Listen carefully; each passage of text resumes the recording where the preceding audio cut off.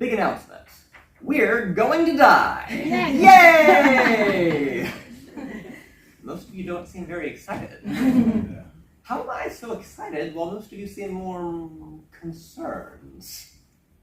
How do any of us live with knowledge of our inevitable death?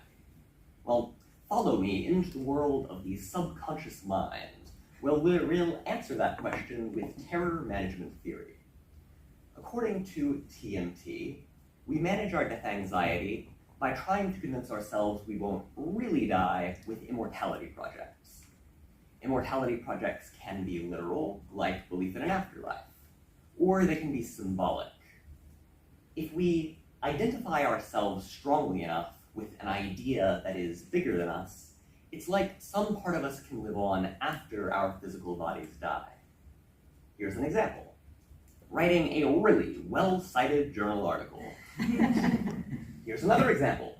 Having children, who then have children of their own and children of their own, ad infinitum. One last example. Forming a collective identity around an ideology that will outlive its original adherents. In this sense, culture itself is a massive immortality project. And it's important to understand that these projects aren't bad. They have functions other than denying death. Unfortunately, when our subconscious terror management defenses get activated, we tend to latch on to the sturdiest immortality project around, our dominant culture. And across cultures, experiments show that after people think about their own death, they exhibit more black and white thinking, in-group favoritism and conformity, aggression towards outgroups and minorities, and an attraction to charismatic, larger-than-life leaders. Individually, each of these fosters a strong sense of group identity. Together, they are all the necessary ingredients for fascism to arise and flourish. Arguably, fascism's most appetitive function is making fascists less afraid of dying, even as they kill. Now, you may be thinking, if death anxiety is like making us into fascists, maybe I should stop talking about it, you know? I will not. Because ending the conversation is giving in to the control agenda. Because anxiety isn't the real problem. Avoidance is. Our TMT brain tries to shove those scary thoughts down into the dark, and we need to raise them up into the light. When we do, when we intentionally, consciously acknowledge our mortality and give ourselves space to process our emotions around it, however heavy, we foster death acceptance.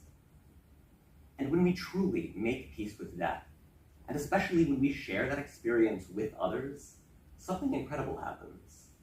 We become more mindful, appreciative, and pro-social. Imagine the fascist follower as a child hiding in a cupboard. To hide from the barrage of mortality reminders the outside brings, they press themselves into this cramped, painful mental cage. Then the fascist leader hands that child a gun and says, "This is how you stop being afraid."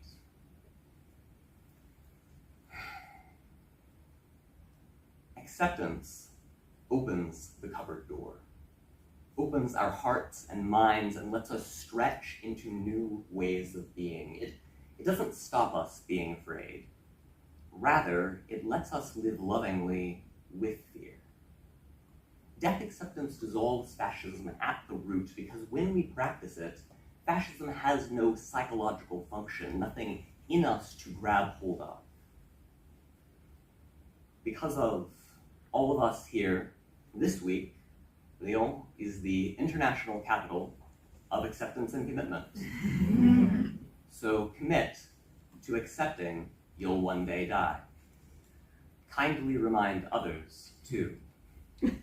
It may be the most life-affirming thing you ever do.